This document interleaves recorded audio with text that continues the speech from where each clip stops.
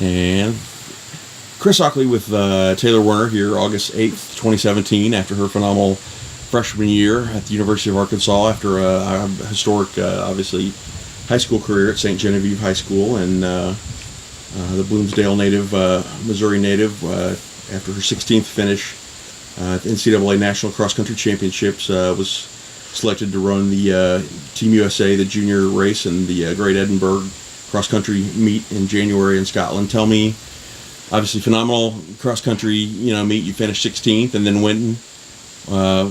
Did you know that Great Edinburgh meet existed, or that there was a chance that you could make that? Or tell me about how that came about, and when you first heard and knew that you were on the team. So my coach actually told me kind of if things went as planned at the beginning of the season, like, hey, if you do really well, you could be chosen to go to this Great Edinburgh meet. And I was like, oh, like, that sounds really cool, free trip to Scotland. So, kind of had a rocky start to cross, and then as the season kept going, I really thought I could be a legitimate choice. And then I had a crazy race at Nationals. It was way better, like, by far my best race that I had that entire season by a lot. And so then, he was like, you can go, and didn't really train for it. I took a break, and then I started training for track. So race didn't really go that well, but it was still a good experience, and I'm glad I went, kind of get that international belt under me. How cool was that to wear that red, white, and blue USA uniform? It was cool. It's really cool because, it may not be like a senior event or anything, which I get the exact same gear as like the Olympians go to. It was really cool. So. Well, you placed 8th. It was the Team USA, Great Britain, and Europe, and then some local area athletes there, and you were 8th overall, placing 4th on your team, helping Team USA to beat Great Britain by 1 point. Tell me just a little bit how the race went, and just your biggest thoughts or memories about the experience.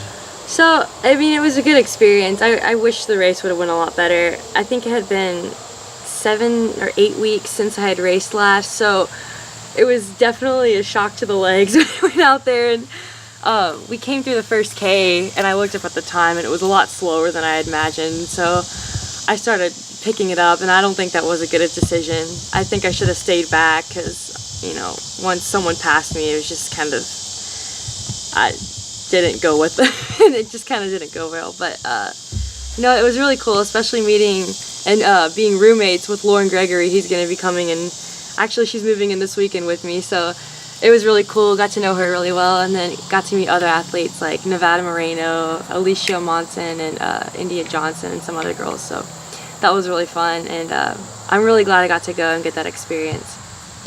Anything that you learned from that, or just enjoyed most, especially the course being, kind of a European style, sloppy, muddy. I think you guys went through a creek or two. Yeah, it was cool. We're not used to that at all. And we were actually talking to some of the European athletes, and they were saying how, oh yeah, like our cross country season just started. And I'm like, well, mine's been done for over almost 2 months now. Right. So it was really cool, and I'm glad to see that we still did well, because some of the high school athletes had gone a lot longer, but like an athlete for me who had been done since before Thanksgiving, it was cool that we still went out and were able to perform against that type of level and, come out on top internationally. Right.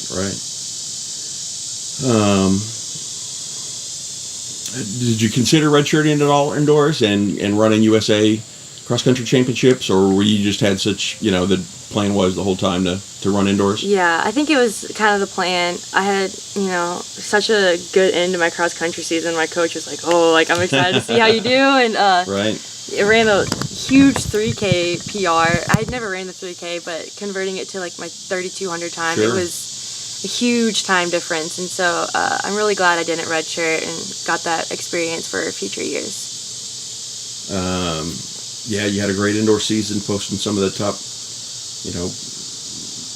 20, 25 times in the 3K and the 5K. You go up to Washington and run a 9:06 3,200. In February at the Husky Classic. Did you think that you were capable of that so early in your college career? So I ran my first 3K at Vanderbilt, and I think I ran 9:15 or so. And I raced girls like Allie Buchalski, and there was a pro athlete in there, and another Carissa Nelson was in there too. Yeah.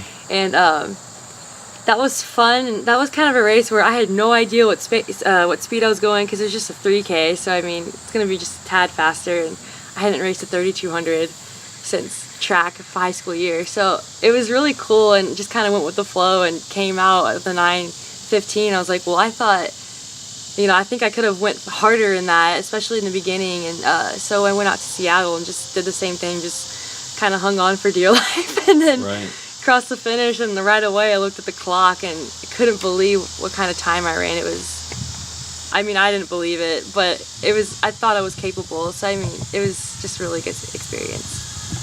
Then, then like, speaking of Vanderbilt, you went back there for SACs at the end of February.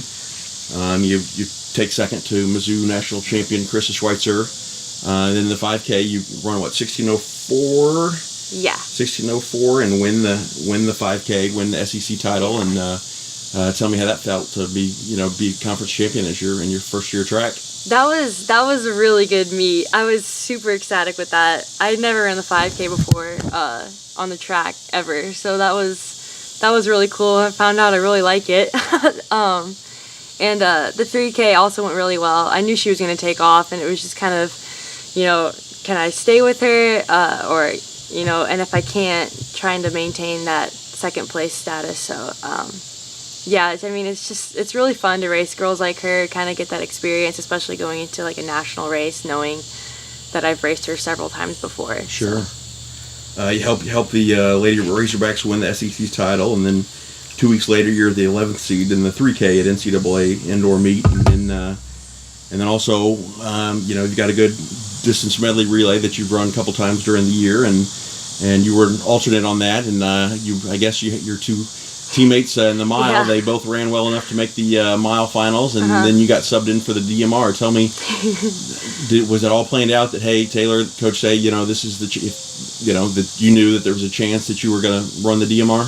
Yeah, I think we were pretty set on me running it. They saw that, I ran a 3K and then did really good in the 5K at SECs, and so they were like, okay, like, when you run, around, right? When you're good the night before, like, you're able to come back. And so I had a really good DMR, but the rest of my team didn't do so well. We had a lot of alternates that subbed in 1200 and the 400 meter. So that was kind of rough, because I think we could have done a lot better, but it was still cool to run an event like that. I've never done a DMR till college, so it was really fun. But and then the 3K the next day didn't go quite well. Let's back to the DMR. Yeah. You split 4:37 for the 16 anchor leg, which was 6 fastest of all 12 of the anchor legs. Did you look at that split? Were you pretty happy with that split? I was very happy with that split.